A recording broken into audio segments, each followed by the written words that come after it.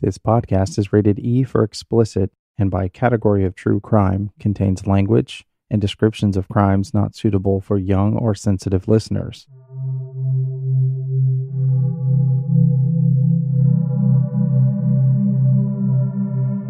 On December 7th, 1996, 15-year-old Tawnya Knight vanished. Her remains wouldn't be discovered for another 6 months by a farmer who found her skull in his field, near a cemetery where the rest of her remains were located. The crew attempts to untangle her story, her last moments, and trying to find answers. This is Tawnya Knight Part 1, The Walk Home, and this is the Cold Case Chronicles. I know your secret, I know the truth, I know your secrets and I'm telling on you.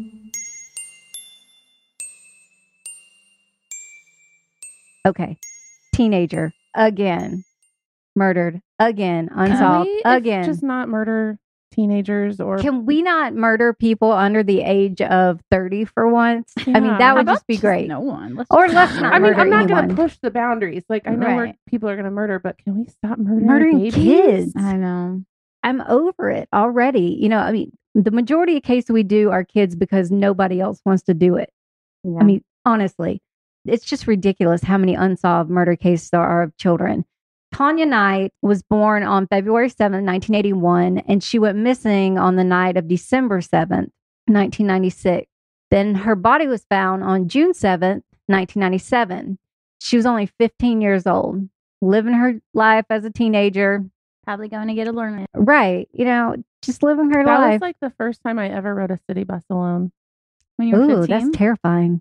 I don't know if I've I've Well, never- it wasn't like alone. I've never ridden a city bus Okay, not alone. like alone, but like with my friends.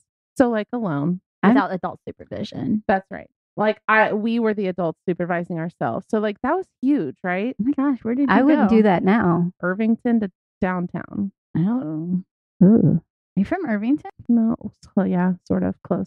Did you have a pink card and license to carry? But I'm just curious. Like, No. I would never ride a city bus without a gun. No, but when we were sitting at the bus stop, there was a car that backfired and we all ducked. Oh, hit the floor. I would have too. That's terrifying. That is terrible. So Tawnya lived near Olathe, which I had to learn how to say to even do this podcast because I thought it was Olathe, Kansas. Isn't that weird? Like that I had no idea. It's not I probably weird. would have said Olathe. Yeah.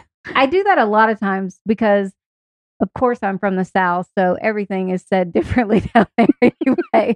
Like we say, Lawyer. no, you no, do. not like that. Well, Picture. yeah, but The- like but not a picture, a picture. But what about a pitcher lawyer? pounds is what I'm talking about. Like we have Lafayette here; it's Lafayette. Those type of Oh, things. It's spelled the Lafayette. same, but we say Lafayette. That type of thing.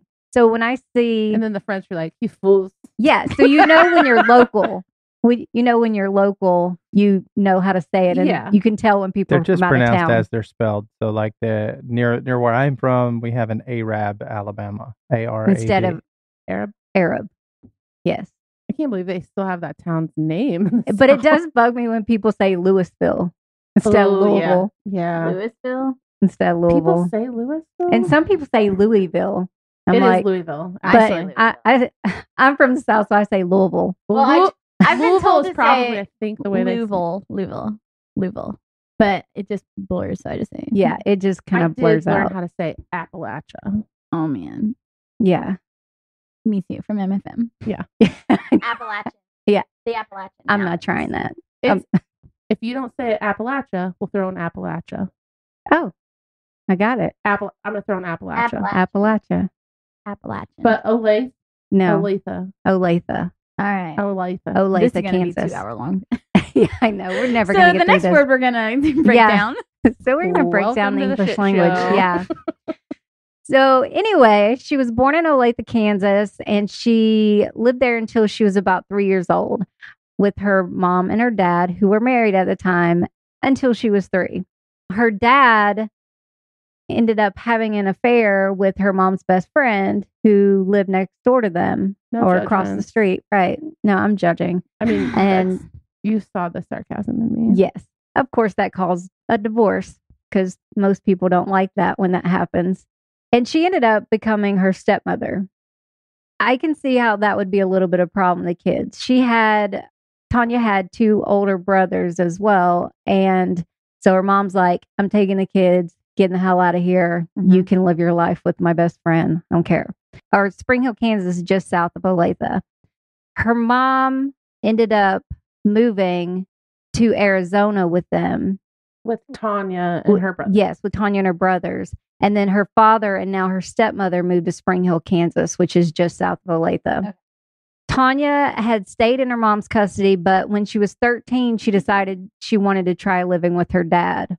Now, she had been doing the whole summer thing. You know, it's not like she hadn't seen him that whole time. She had been staying summers and having visitation. And she had a stepsister that was the same age as her. But her mom, like, he might be a shit husband, but he was an okay dad. Right. Because mom was like, that's fine. Right. You can live halfway across the country. Yeah. And she wanted to give him a little chance to be a father. You know, here, you have your chance for a while. And she was a good kid. It's not like she was a troubled teenager or anything like that. But it was hard for Tawnya because she had now a stepsister who was the same age as her. I grew up occasionally over the years with a stepsister.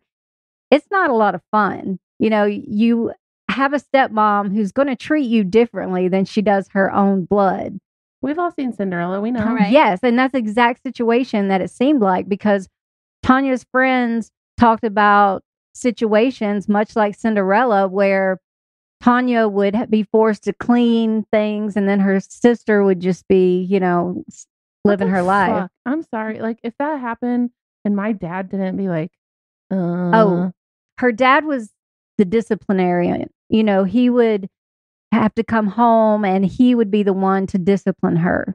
So if she got in trouble, the stepmom would say, you know, wait till your dad gets home type of person. I'm so and glad then this is on video to see my eye roll. So, like, no questions asked. Like, stepmom says, well, she did this and this and this. And I Yeah. told her to clean her room and she didn't. And now I'm going to beat your ass or so now you you're need to, grounded. like, Yes. kick the shit out of her or whatever. Right. So that was her situation. But she was really active in school. She did volleyball, cheer. She liked to go camping, fishing, all these things. She was super active. And so she had a lot of friends, but she was going through a little bit of what we would call now as like an emo phase, you know, dressing I black. believe it was Avril Lavigne. Yeah. But she was hanging out with girls that were a little older. A lot of her friends were a year or so older.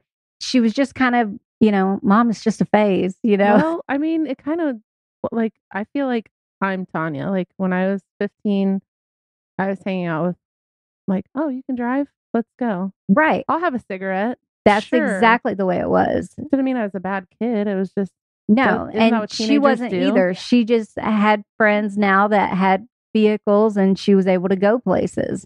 Her mother had no idea really what was going on with her friends and stuff. She would talk to her still, but she didn't really know what was going on with her friendship life and that kind of thing. Because, you know, at that point, you expect her dad to know everything that's going on in her life. He's the Well, caretaker. how were you when you were 15? You're Yeah, like, I never told my parents anything. No. no.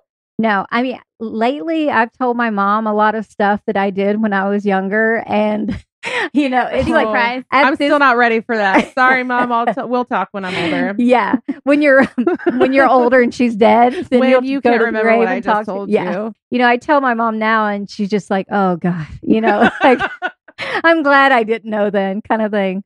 That's kind of the way it was then. I think as a teenager, you're keeping your secrets to yourself kind of close to the vest and you're not wanting to tell your dad or your mom. So with your mom living in another state, then you only tell her the things that you definitely want her to know. You know, she didn't even know that she was getting in trouble at any time or that she was ever grounded. So on December 7th, Tawnya had asked to stay the night with her friend Rachel. Okay, there's going to be a lot of names here, so I need you to take it back to like 10th grade and get a flow chart going. Okay, but because then they're all going to be, it's going to be like 6 people with the same name, just different spelling. I'm going to go, the people that have first names that are the same, I'm going to just use last names straight out the gate. I'm good with that. Okay. I follow. She was supposed to stay the night with her friend Rachel. That's what she told her dad. And her dad said, okay, that's fine. You can stay the night with Rachel. She had been grounded a little bit before that, and she got her grades up, said, that's fine. He gave her a strict curfew the following day of noon. Said, be home at noon. She was really good at keeping her curfew. So he says, that's good. Well, she never came home the next day. At noon, she's not there. 2, 4, 6, she's not there. So they knew something was wrong. They started calling her friends, Yeah, because if you don't come home at like curfew and you're 15, like I think your parents sort of expect you to just kind of see how far you can push them, right? Mm-hmm. But like 6 hours late, there's... Yes. And then when you call the friends and the friends don't know anything, then it's a problem. Right. Yeah. So then they call police. And the police, it's probably a runaway. You know how they are. Just like in Molly's case, it's not taken very seriously. Ever. Right. And so they kind of just go and listen, take a little bit of a statement. But they just decide, it's probably lack of knowledge on the parents' part. They're just not really knowing who her friends are. She's probably just a runaway. We've had those cases where police didn't do their job. And in this case, I can see how they didn't start out as it being a missing person, but there's more to the story. Her dad had gone to social media to try and push, not social media, to the media. I was like, this what is in the Tanya's 90s. like my age. I was like, wait, what was I So missing he out had on? the internet and no one else did. So it was pretty exciting for him. No, he went to the media to try and push it because he didn't feel like the police were doing anything. They were for doing him. things. They were doing things behind the scene. They were looking for her, but at the same time, they were kind of waiting to see if she came home. But still, good for him. Like, Right. even if they are doing their job, what is that hurting that you're like, where's my kid? Right. The media usually contacts the police and verifies the story before they publish anything. They had already published it before contacting police. Like, they didn't do that middleman part in this case. So it was a shock to the police whenever they saw it on the news. And then after that information was aired, Tanya's step uncle, so not blood kin, mom's brother, either brother or sister's husband. I'm not sure which, but it's her uncle. I bet we could make a safe assumption. Yeah. He called the police and he told them that she was a runaway. And how did he know that? Right. That's a question I would love to know. He said that Tawnya had called him 5 days after she was last seen. And she said she saw herself on the news. She wanted him to tell her father that she was okay because she saw him and she knew that he was upset. She said that she would be home after things cooled down with her stepmom. Police had asked him, where was Tawnya at when she called? Where was she calling from? And he said he didn't want to give out that information because he didn't want to lose her trust and that she was supposed to be calling him back. But no, well, go ahead. Hold on. So the police were like, well, that just seals the deal. It's a runaway. But they kept, in the back of their mind, they kept making some calls and they didn't take it as gospel. They kept going through and saying, I'm not so sure. We're going to keep making phone calls and doing some follow-ups. If you have a trusted adult in her life saying she's a runaway, I mean, what are you supposed to do? I'm sorry, but somebody that like far removed doesn't even show up on your like ancestry tree. That is not a trusted adult. So, I know. But how is he not number one on the suspect list? No shit. When her body's found. But like at this point, at least you call your mom. Like, I'm sorry, but if it's that bad with your stepmom, the first thing I would have done is run home to my mom. I'd been like, Mom, this is shit. Yeah. Come to find out, whenever he was questioned more, they realized it didn't happen. And what actually happened was his boss that he worked for, his daughter got that phone call. So on June 7th, which was exactly 6 months after she went missing, then a farmer was out tilling his field, which was behind a graveyard. He was tilling the field. He found her skull, and it was about a third of a mile from where she was last seen. Now, her body was found nearby, but because animals had messed with the body, then they were separated. She was found without shoes or a jacket. Although the cause of death hasn't been released, it was ruled a homicide. She also had on a different shirt than she was wearing that night, the last time she was seen. And the shirt appeared to be a boy's shirt that said, "If you don't like my attitude, dial 1-800-EAT-SHIT."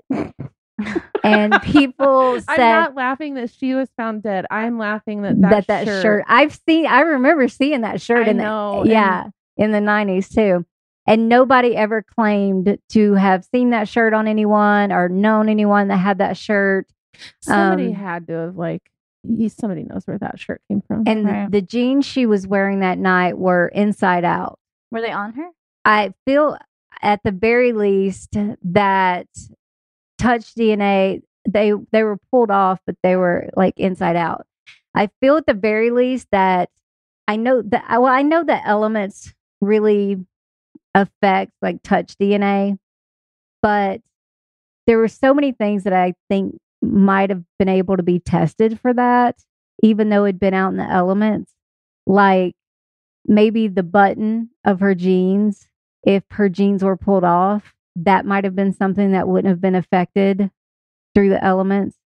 And her bra, the clasp on her bra was broken. So to me, that seems like she was sexually assaulted. Yeah. They haven't said if she was or not. No, they haven't released any of the details. But that's forcible. Because if she wanted it off, she would have helped take it off. I mean, there have been cases where people have bras that have broken clasp, one clasp broken on it. But I don't see a 15-year-old girl who was going out to maybe meet a guy wearing a bra that has a broken clasp. It just doesn't make a lot of sense. And I don't even know that they could tell with her level of decomp and how the body was, they could even be able to tell if she was sexually assaulted. Or if it was broken before or after she died. Well, yeah, because animals could have broken. I don't see that they would really have bothered that bra. I don't either. I don't even want to play devil's advocate on that one. But I just, that is one fleeting thought that flies by. But yeah, my first thought is that's a forcible removal for that. Just the thought of the waistband having any kind of DNA on it makes me, because it's hard to get your jeans off. In 1995, it was. Absolutely. You Those have were some tight rolled. Remember that was when the Gap came out with the under your belly button, tiny low rise, super low rise. It was just 3. Fuck off. Yeah, nobody likes you anyway. You can leave. Little baby me was wearing those. Yeah, Danny and her little baby low rise jeans. Nobody likes Danny. Whatever. Then I had a cute stomach that could pull that off. I was rocking those. Yeah. Back in the day. They were when you're 15. Yeah, I was in college. Okay, while you were learning to walk. I was probably running by then. Yeah. Just kidding. We love you. So they find her body and they're to the. I still wasn't running. To the step uncle, they're yeah. So about that runaway. Yeah, call, exactly. Dead now. Right. Yeah. What about this? The first person you pull into an interrogation and room. That's when he says, "Oh wait, it was my boss's daughter that told me that yes. she called and didn't want to do it herself, so I pretended." She didn't want to do it, and he admitted, I lied about it. He said the phone call actually came in from the boss's daughter, and she didn't want to get involved, so I lied to help her out. Do you know if the daughter? I contacted the boss's daughter. She said, "I'm sorry. I've been instructed not to talk to anyone about this because it would jeopardize the case." And I'm like, "What case? There's no case." Because it's also not true, because that didn't really fucking happen to her either. Yeah. That call didn't go to her. What case? And she wasn't best friends with Tawnya or anything. that they had been friends and they had been close friends earlier on. But out of everyone that Tawnya would have called, why would she have called her?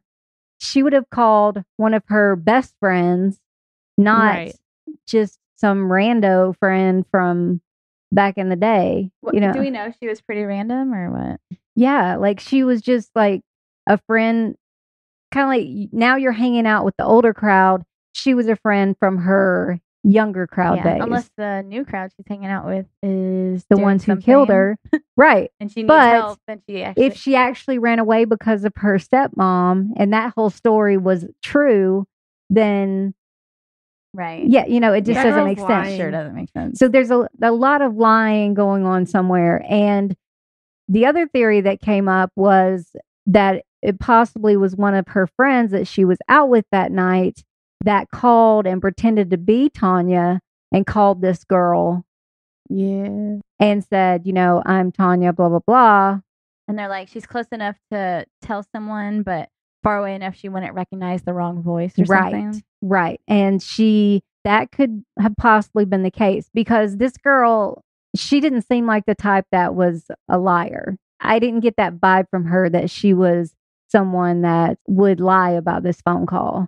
To me, it was odd about the uncle. I don't know, the whole sequence there of, and maybe she told her dad and was like, look, I don't want to get involved in this, but this is what phone call I got too. Like maybe she did get a phone call and then has that doubt too, but has that like sense of responsibility that I should say she's something. Like, I'm going to say this to my dad. Look, she ran away because her and her stepmom didn't get along. And so then he told his employee and then he called the cops and was not wanting to get fired and says, hey, just know she ran away. Take it off the news. Stop looking for her. But the problem with that is the Center for Missing and Exploited Children was coming out to search for her on the week that she went missing. And they called off the search and they didn't come because of what the uncle said. And the fact that she was found a few blocks from where she was last seen. They would have found her out there. That could have saved some DNA, could have saved some evidence. And that's extremely unfortunate. That enrages me. Like, yeah, I know. I almost feel like he should just get in trouble for lying and causing, like, there is like, that is a crime. It's like something with an interrogation, like, or something with where you mess up a case. False informing. Sure. That works too. Yeah. For the uncle. Absolutely. Yeah. I mean, so much evidence just gone to nature. And then just her little tiny body just laying out there for 6 months. I know. It's absolutely horrible. So we have to think, where was she that night? What did she do? She never showed up at Rachel's house, according to the whole story that's plotted out. And sorry, Mom, you'll hear this one so many times. I was going to Rachel's house. Right. I don't know her, Rachel. Exactly. So many times I was going to this house and didn't even know this person or whatever. That's absolutely. Good for you. You're 15. That's what you're supposed to do. Right. So I believe that she probably said she was going to Rachel's house and it never actually happened. What she did was she was going to go out with these two other friends. These two friends weren't the best influences and even later in life had a lot of difficulty with the law. Before we say that, I want to circle back to this phone call that she made to this older friend of hers, the friend from the past. Tawnya made. This is what the exact phone call said. Tawnya said, or the caller that appeared to be Tawnya said, "Hey, homegirl, what's up?" And I still say that. She said, "You still say that?" And she said, "Tawnya, is this you? Where are you at?" She said, "On a payphone in Overland Park." "Why did you run away?" "Because of the problems I've had with Judy and the way she treats me. I had seen the news and saw my dad looked upset. Can you tell my dad that I'm okay? Bye." That's it. So everything else that the uncle said about she's fine. She's going to come back. She's going to call again. I can't, everything else that was made up in that was strictly additives. He is not a fun Cole. No, he's not.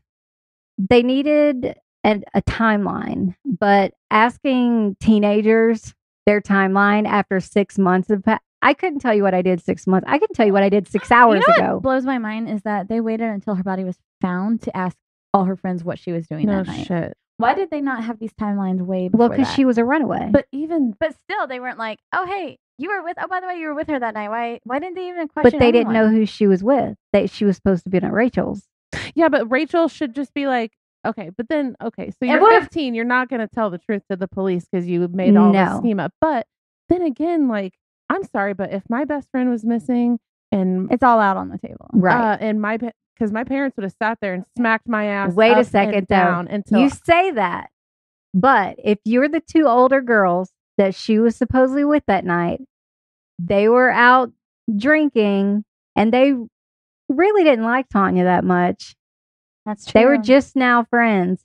Would you seriously tell the police we were out drinking and spent the night at some guy's house? So I don't know where Tawnya was. Yeah. Would you really throw yourself under the bus? Well, they wouldn't. I can't say what 15-year-old me would do. 15-year-old you would. I can tell you what 15-year-old you would. You'd be like, fuck her. No. Oh, that's right. Jessica, eat yourself. Yes. Yeah, you would not do it. No, but I'm just saying if I were Rachel and my best friend were missing, my parents would be like, you're sitting down, holding a gun to my freaking head, and Rachel you are literally telling them everything you know. If Rachel is seriously innocent in all this, and she really had nothing to do with it, and she was the innocent person that, hey, I had no idea she was using me to spend the night, quote, then she should have told that out of the gate. Yeah, I completely agree with that. It's almost like were they all hoping they were either one didn't want to get in trouble for what they were actually doing, or two, they were hoping she would never get found and everyone would just stick with the runaway and never get questioned. Right. Now, which almost happened. Bitches. Asking them, like you said, 6 months later, what did you do on Christmas Day? What were you doing this day whenever she left? Even saying, what did you do on Christmas Day instead of December 7th? You can't even remember what you did on Christmas Day, let alone the couple weeks before on a specific date. Now, if you were really good friends with her, then you would remember the day that your best friend disappeared. Right. That would stick in your head forever. But if you were just an acquaintance with her or just a little bit of a friend with her, then you wouldn't remember your whole day, minute by minute. No. And if you were traumatized by it, you may still not remember what you were doing every minute of every day. Right. Like you said, I don't remember what I was doing last week. If you said, what were you doing last Tuesday? I don't even know what day of the week it is half the time, especially with all this COVID crap. I don't know what day of the week it is. I know. I put my phone in the dishwasher yesterday. She's like, not joking. No kidding.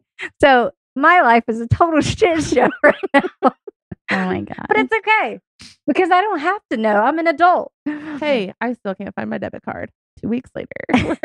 See, we are all told. We are. But they got these kids in. They kept asking them what they did. And we'll play a little bit of an interview of one of theirs because it's important to remember, though, that they were just children.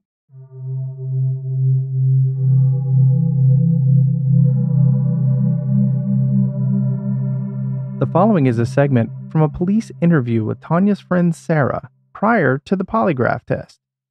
We apologize for the audio quality from 1997. Entire thing from clear back in December when Tawnya was reported missing, when you last saw her, who you saw her with, who you knew she ran around with. Tell me everything you know. She ran around with me and Steve McCarley most of the time, and Janessa Schneider when she used to live there.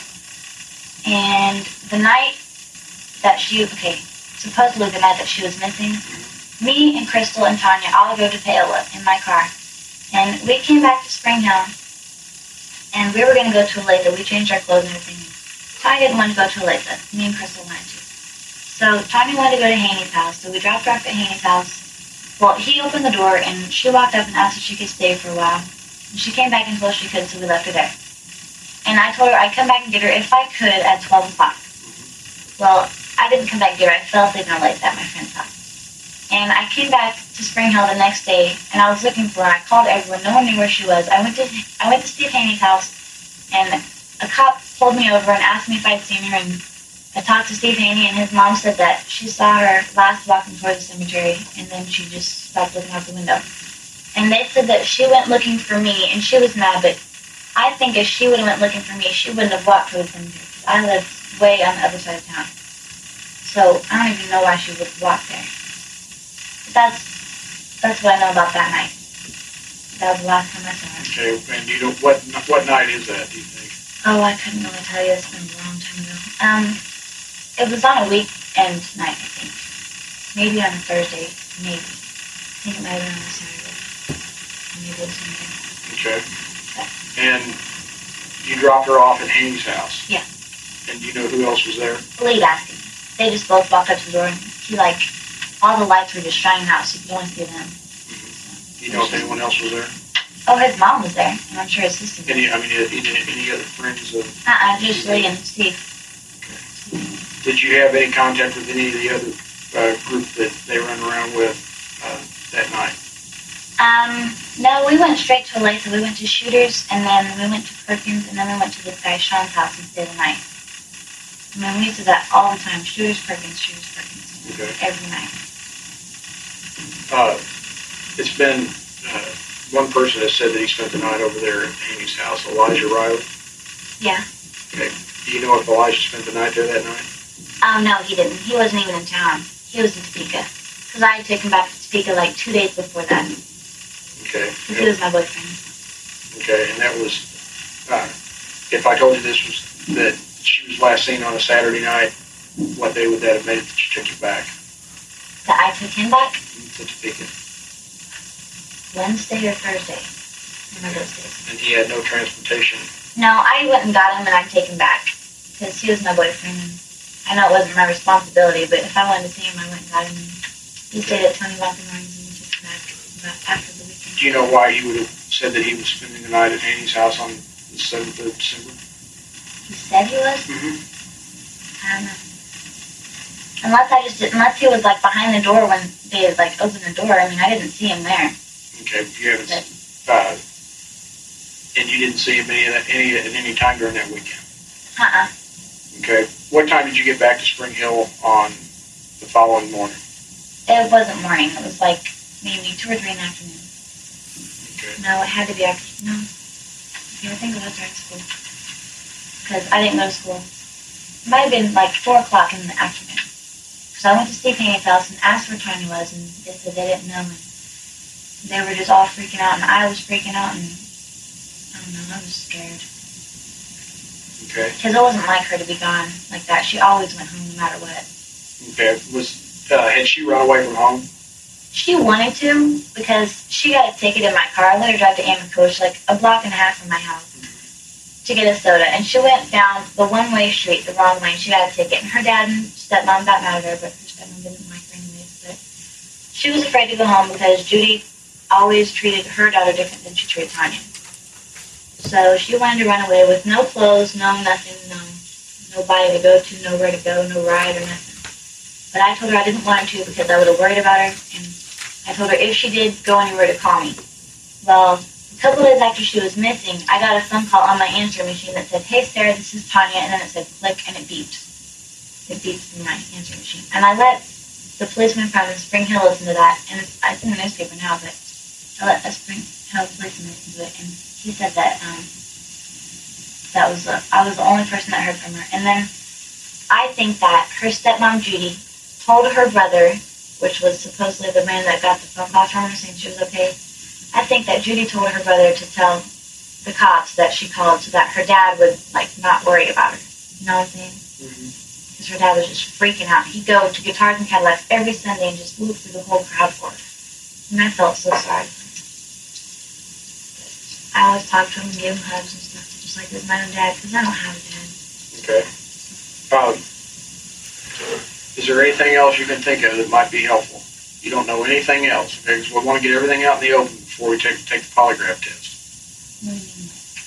Anything at all that you know about this, about her missing or her death? Now's the time to let me know. Okay, she might have been stoned because they smoke pot over at Haney's house. Okay, this is what I think happened. She went over to Steve Haney's house, got stoned, and walked up towards the cemetery. I don't know why she would have walked up there, but maybe she walked up there, got tired because it makes you tired, and laid down on the ground and fell asleep and froze to death, or an animal came and attacked her or something. But that's the only plot that I can come up with. I don't know what else could happen to her, but I don't even know what happened to her body yet. So, okay, I don't know exactly everything that happened, but I can tell you right now that is not it.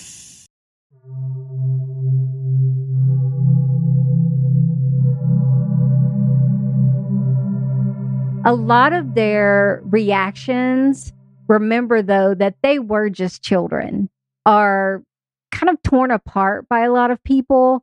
You have to think about how your immaturity is. I mean, mine is still here and still showing, but how your immaturity level is at 15, 16, 17 years old. And if you're brought into a police station to be questioned, how that would affect you. If you took me into a police station now, like a couple years later, so I may have been in the police station several times in my life, and it's different on that side of the table. Like you think in your head how you would be in that situation, but then everything's just out of. Oh no! Yeah, everything goes out the window. And then when I was 17, right, they're like, okay, we just need to talk to you about. Okay, but then when I was 12, I was touched inappropriately. What is happening? Yeah. So that's kind of the way. And I lied to my mom, and then I know. Okay, I'm lying right now. I didn't do my homework on purpose because I just didn't like the teacher. But I just told him that I lost it, it blew away, and got wet in the rain. I know. It's like, do I need to take a polygraph? Because I don't really believe polygraphs work. Ma'am, you're just here to get your driver's license renewed. And these poor police officers are probably, and these detectives are like, seriously, we're just trying to help you find your friend. But none of the kids, I noticed also that like their parents weren't in the room with them or anything. And like we've talked about in the past 6 months later, kids, college kids and stuff, like, did they know that they could ask for an attorney? Did they know that they don't, they're just babies. They don't know these things. So I don't know how much you can depend on what they say at that point. Either way, Tawnya never made it to Rachel's house. Teenagers are notorious for saying that they're going to go to a person's house. She had started hanging out with Sarah. Sarah's the girl that was in the interview. And according to other friends of hers, Sarah was a little bit of the rebel, and Tawnya was just drawn to her for some reason. And it's believed that Sarah and Crystal were the two girls that she actually was hanging out with that night. Sarah and Crystal wanted to go to Shooters and Perkins, which is kind of like a bar, is my understanding. And they were going to go to another friend's house in a nearby town. It's not clear if Sarah and Crystal didn't want Tawnya to go with them or if Tawnya didn't want to go. One way or the other, Tawnya didn't end up going with them. When Tawnya was dropped off at a boy named Haney's house, and Haney said that he and Tawnya weren't like really close friends or anything. So it was really odd to him when she showed up on his doorstep. Earlier that week, Tawnya had told people at school that she was going to a party Saturday night. And Haney said, I wasn't having a party. It was just him and a couple of boys hanging out, like playing video games at his house. And then Tawnya shows up at his door. There was a boy there she liked. Yes. I've been there too. I went with my friend to the next town over because she said, but they're having a party, but it was really just this boy that she wanted to be. And he was like, well, seriously, we're just making prank calls. Like, this is not a party. Here's some presents. Right. So she went and he said, yeah, you can stay. And she thought that Sarah was going to pick her back up at midnight. Now, Sarah tells the police, I didn't tell her I'd pick her back up at midnight. I told her we might come back to town. If we did, I would pick her up. But I never told her that we would pick her up. Now, the people at Haney's house said that Tawnya thought she was going to be picked up at midnight. After One of the boys named Steve, which was a really close friend of hers, left at around 9 because he had a curfew, and it was one of those police phone call curfews at his house. Probation. The really enforcing kind. Yeah, right. Are you there? Yes. Click. Bye. Okay. Bye. Cool, my night's starting. Yes. So he had one of those curfew calls at 9. He goes home, and Tawnya stayed at the house. The boy's mom is like, yeah, it's midnight. You ain't got to go home, but you got to go. You're not getting pregnant on my watch. Right. Thanks. So she says, I'll drive you home. And Tanya's like, no, I'll walk. She wasn't going home. You've been there. Right. And also, she was only a few blocks away. She was only a few blocks away. My mom to pick me up at a boy's house because I'm sleeping. Well, right now at if you tell your parents that you're sleeping over at Rachel's house. Oh, my dad would have murdered me. You don't walk home at midnight. You'll sleep outside in the rain before you walk home, and you'll show up tomorrow at noon. So she decides she's going to walk. She starts walking and is never seen again.